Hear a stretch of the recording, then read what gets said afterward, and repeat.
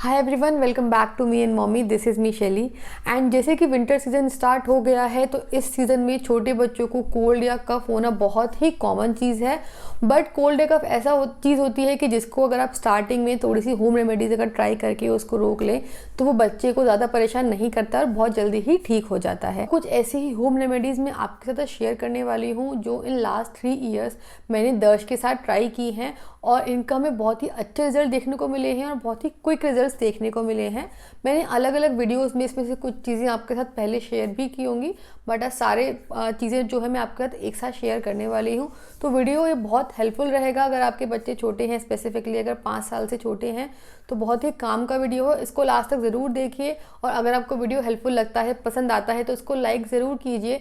इसके अलावा नीचे एक सब्सक्राइब का लाल बटन है, उसको भी ज़रूर प्रेस कीजिए ताकि हम बच्चों से रिलेटेड जो भी हेल्पफुल वीडियोस लेकर आएँ आपको उनका नोटिफिकेशन सबसे पहले मिलता रहे। तो हम फटाफट से वीडियो स्टार्ट करते हैं। तो सबसे पहले हम बात कर लेते हैं ऐसे कुछ रेमेडीज़ की जो आप न्यू बॉर्न बेबी से लेकर आगे किसी भी एज का बच्चा हो उसके ऊपर उसको अप्लाई कर सकते हैं। जिसमें सबसे कॉमन और सबसे इजी जो आपको करना चाहिए which is a warm oil massage. तो आप जब भी अपने बच्चे को मसाज दें तो उसको जो तेल है, जिस भी तेल से आप मसाज कर रहे हैं उसको हल्का सा गर्म कर लें, इतना गर्म कि बच्चे की बॉडी पे उसको बिल्कुल भी वो जले नहीं। उससे क्या होता है कि एक तो वैसे ही उस ऑयल में थोड़ी गर्मी होती है, आप उसको रब करते हैं गर्म तेल से करते हैं तो बच्चे की बॉडी को बहुत अच्छी गर्माहट मिलती है। इसके अलावा आप ये भी कर सकते हैं कि आप पूरे विंटर्स में बच्चे को मसाज जो है वो एक ल्यूकवार्म ऑयल से ही दें। मैं भी ऐसा ही करती थी, तो उससे उसको ठंड लगने के चांसेस ऑटोमेटिकली वैसे ही कम हो जाएंगे। नाउ बात करते हैं सेकेंड रेमेडी की जो कि बहुत ही हेल्पफुल रहती है for everyone, which is steam. तो जब भी आपको लगे कि बच्चे की नोज़ जो है थोड़ी सी स्टफ़ी हो रही है या आपको कुछ साउंड आ रही है बच्चे की नोज़ से, तो आप बच्चे को स्टीम दे सकते हैं। जो बहुत छोटे बच्चे होते हैं उनको स्टीम देना थोड़ा सा डिफिकल्ट होता है, तो आप ऐसा कर सकते हैं कि आप जहाँ पे बच्चा सो रहा है उसके कॉट के साइड में या बेड के साइड में आप स्टीमर ऑन कर दीजिए, या जब आप उसको फीड करा रहे हैं उस टाइम पे आप स्टीमर ऑन कर दीजिए। बेसिकली ऐसे टाइम पे जहाँ पे बच्चे के इधर उधर हाथ मारने के चांसेस बहुत कम हैं और बच्चा आराम से एक ही पोजीशन में है, उस टाइम पे आप बच्चे को स्टीम दे सकते हैं। इसके अलावा जब आप बच्चे को बाथ कराने ले जाएं तो आप बाथरूम में भी पहले थोड़ा स्टीम क्रिएट करके बच्चे को लेकर जा सकते हैं।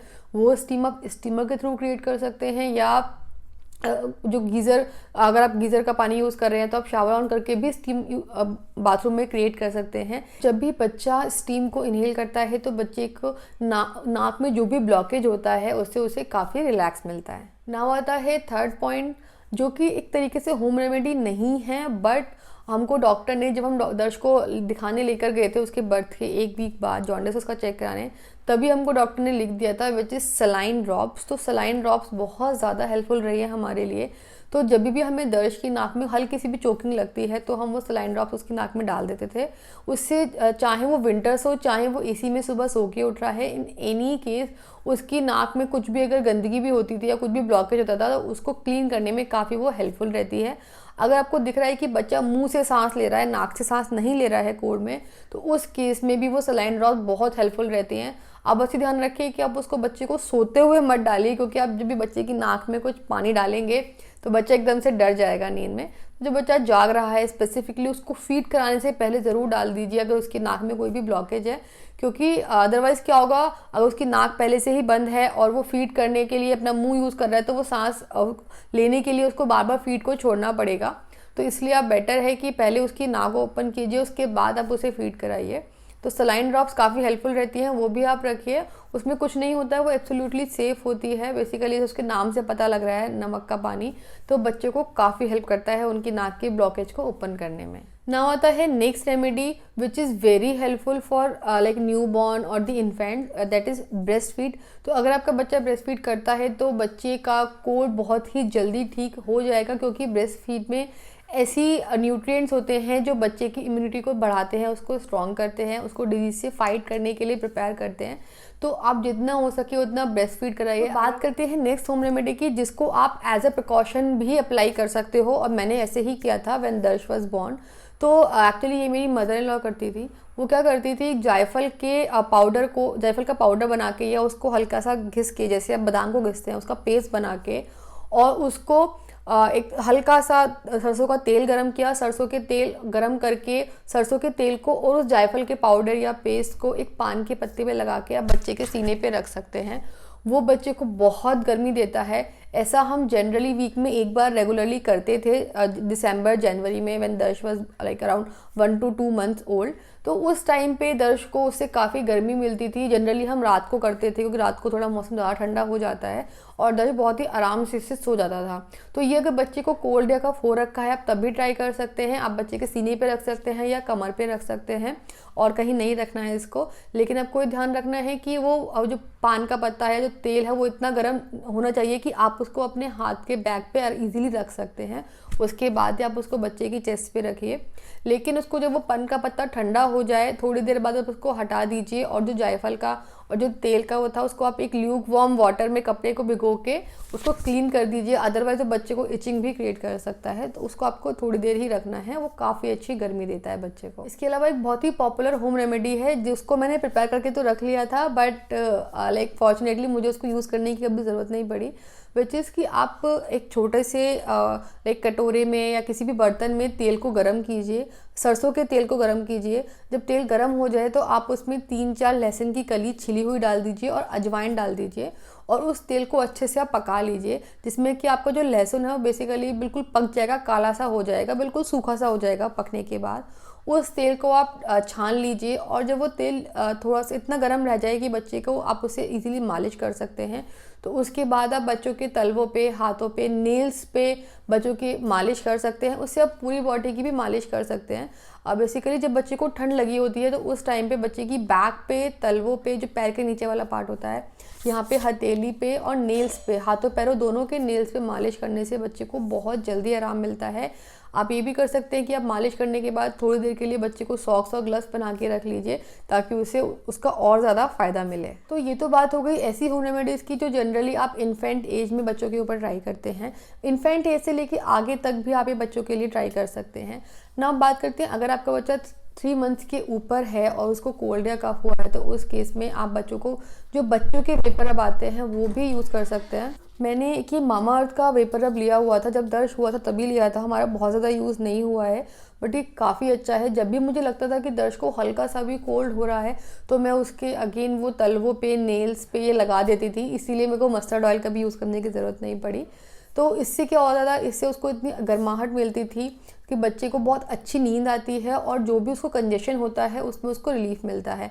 अगर आपको लग रहा है कि बच्चे के सीने में भी आपको थोड़ी सी आवाज़ आ रही है, कफ आपको फील हो रहा है, तो आप बच्चे के सीने में भी लगा सकते हैं। बच्चे के फेस पे आपको वेपर अब नहीं लगाना चाहिए, अदरवाइज उसकी आंखों में उसको प्रॉब्लम हो सकती है। तो आप बच्चे के सीने पे, बैक पे, नेल्स पे और आप उसके पैरों में इसको लगा सकते हैं। अगर आपका बच्चा हाथ मुंह में डालता है तो उस केस में आप बच्चे इसको लगाने के बाद आप बच्चों के हाथ में मिटन्स या ग्लव्स भी पहना सकते हैं। नाउ बात करते हैं कुछ ऐसी रेमेडीज़ की जो आपका बच्चा 1 साल का होने के बाद आप ट्राई कर सकते हैं। तो अगर आपका बच्चा 1 साल से ऊपर है तो ये सारी चीज़ें आपके ऊपर एप्लीकेबल होती हैं, जिसमें सबसे हार्ड बट सबसे बेस्ट रहता है बच्चे को पीने के लिए हल्का सा गर्म पानी देना। तो अगर आपका बच्चा कंफर्टेबल है गर्म पानी पीने में तो बच्चे को गर्म पानी से बहुत जल्दी रिलीफ मिलता है। गर्म पानी बच्चे की जब बच्चे पीते हैं तो उसके गले को, उसकी नाक को, उसके सीने को, सबको ही बहुत आराम देता है। और अगर जो भी बच्चे को कंजेशन होता है बहुत ही जल्दी बच्चे के कफ को क्लियर करने में वो हेल्प करता है। नाउ बात करते हैं next which is turmeric milk. तो टर्मरिक मिल्क भी बहुत ही बेस्ट रहता है बच्चे के लिए, बड़ों के लिए, सबके लिए। और अगर आपके बच्चे रात को दूध पीते हैं तो आप उसमें थोड़ी सी हल्दी डाल के बच्चे को पिला दीजिए और बच्चे को बहुत ही अच्छी नींद आएगी। नाउ आता है नेक्स्ट विच इज़ काढ़ा। तो काढ़ा पिछले 2 साल से काफ़ी ज़्यादा पॉपुलर है, बट बच्चों के लिए हमेशा से ही काढ़ा बहुत ही हेल्पफुल रहता है। स्पेसिफिकली अगर उनकी रनिंग नोज़ है, उनको थोड़ा सा भी कफ उनको चोक कर रहा है गले में, तो काढ़ा उनको बहुत ज़्यादा हेल्पफुल करता है। जो काढ़ा हम लोग यूज़ करते हैं उसकी रेसिपी हमारे चैनल पे ऑलरेडी है, उसका लिंक आपको डिस्क्रिप्शन बॉक्स में मिल जाएगा, वहाँ से चेक कर सकते हैं। तो काढ़ा बच्चों के लिए बहुत हेल्पफुल रहता है। काढ़ा वैसे आप 6 महीने से ऊपर के बच्चों को दे सकते हैं, बस आपको ध्यान रखना है कि 6 महीने से 1 साल तक के बच्चों के लिए आप काढ़े में हनी मत डालिए। आप उसके लिए उसमें गुड़ डाल सकते हैं अगर बच्चे को थोड़ा सा, क्योंकि काढ़ा बहुत कड़वा है, बहुत तीखा सा हो जाता है, तो आप गुड़ या जैगरी डाल सकते हैं। और 1 साल के ऊपर के बच्चों के लिए आप जैगरी या शहद कुछ भी डाल के बच्चों को दे सकते हैं काढ़े में। नाउ बात करते हैं नेक्स्ट रेमेडी की जो कि दर्श को काफ़ी ज़्यादा पसंद है, विच इज़ नींबू पानी। इन ल्यूकवार्म वाटर। तो दर्श को नींबू पानी पीना बहुत ज़्यादा पसंद है, वो सर्दी गर्मी दोनों में नींबू पानी पीता है। बट डिफरेंस ये होता है कि सर्दियों में हम उसको थोड़ा गर्म पानी में नींबू पानी बना के देते हैं, और सर्दियों में वो सिर्फ हनी यूज़ करते हैं हम उसको मीठा करने के लिए। हनी एंड लेमन तो है ही उसमें। तो दोनों ही चीज़ें काफ़ी बच्चे को हेल्प करती हैं उसका थ्रोट को क्लियर करने में, उसको कंजेशन को क्लियर करने में, या उसके कोल्ड और कफ को मिनिमाइज़ करने में। तो आप ये भी ट्राई कर सकते हैं। अगर आपका बच्चा गर्म पानी नहीं पी रहा है एज इट इज़, तो आप उसको नींबू पानी बना के दे सकते हैं गर्म पानी में। ना हो गए हम लास्ट होम रेमेडी पे, जो कि जनरली थोड़े बड़े बच्चों को जिनके टेस्ट बर्ड थोड़े डेवलप हो जाते हैं उनके लिए काफ़ी हेल्पफुल रहती है, विच इज़ सूप। तो आप बच्चे को किसी भी तरीके का सूप बना के दे सकते हैं। आप सूप के अंदर 2 चीज़ें ज़रूर डालिए। एक तो आप उसका अदरक का रस डाल सकते हैं, या अदरक कस के आप डाल सकते हैं अगर बच्चा एज इट इज़ ले लेता है तो। इसके अलावा आप उसमें ब्लैक पेपर भी डालिए। तो जो ब्लैक पेपर और अदरक होता है वो काफ़ी गर्माई देता है, सूप एज इट इज़ काफ़ी गर्म होते हैं, और जब आप उसमें 2 चीज़ें ऐड कर देते हैं तो वो एडिशनल बेनिफिट देते हैं बच्चे को कोल्ड एंड कफ में रिलीफ देने के लिए। सो दैट्स इट, ये थे कुछ होम रेमेडीज़, बट बहुत ही क्विक और बहुत ज़्यादा हेल्पफुल रहते हैं ये बच्चों के केस में। और आप अगर इन सारी रेमेडीज़ को, या इसमें से कोई भी रेमेडी जो आपको सूट करती है, बच्चे के कोल्ड और कफ की स्टार्टिंग में ही यूज़ करना स्टार्ट कर देते हैं, तो आप देखेंगे कि बच्चे का कोल्ड कफ बहुत ज़्यादा नहीं बढ़ रहा है। 2 से 3 दिन के अंदर बच्चे को काफ़ी ज़्यादा रिलीफ मिल जाता है। बट अगर आपको लग रहा है कि 2 से 3 दिन में बच्चे को रिलीफ नहीं मिल रहा है और बच्चे का कोल्ड कफ दोनों ही बढ़ते जा रहे हैं, तो उस केस में आप डॉक्टर से इमीडिएटली बात कीजिए। ऐसा नहीं है कि आपको होम रेमेडीज़ 10 दिन तक ट्राई करनी होती है। होम रेमेडीज आप 2 से 3 दिन तक ट्राई कीजिए, और अगर आपको लग रहा है कि उससे आराम नहीं मिल रहा है, बिल्कुल भी कोई इम्प्रूवमेंट नहीं आपको देखने को मिल रहा है, तो इमीडिएटली डॉक्टर के पास फिर जाइए और डॉक्टर से आप मेडिकेशन ले सकते हैं बच्चे के लिए। बट आई एम श्योर कि इसमें से ये सारी चीज़ें अगर आप अप्लाई करते हैं बच्चे के साथ तो आपको काफ़ी अच्छे रिजल्ट्स देखने को मिलेंगे। और अगर आपको ये वीडियो हेल्पफुल लगा है, आपको लगा है कि ये सारे रेमेडीज़ आपके काम के हो सकते हैं और आपको इनको यूज़ करने के बाद पॉजिटिव रिजल्ट देखने को मिलते हैं, तो प्लीज़ वीडियो को लाइक ज़रूर कीजिए, हमें कमेंट करके बताइए इसके अलावा कोई ऐसी होम रेमेडी जो आप ट्राई करते हैं और बच्चे के लिए वो बहुत हेल्पफुल रहती है, तो हम भी उसे ज़रूर ट्राई करेंगे। हो सकता है कि वो काफ़ी ज़्यादा इफेक्टिव निकले हमारे लिए भी। एंड इसके अलावा अगर आपको हमारी डेली लाइफ के अपडेट्स जानने में इंटरेस्ट है, तो आप हमें हमारे सोशल मीडिया हैंडल्स पे फॉलो कर सकते हैं। उसके लिंक भी डिस्क्रिप्शन बॉक्स में आपको मिल जाएंगे, वहाँ पे आप हमें ज़रूर फॉलो कीजिए। And thank you for watching today's video.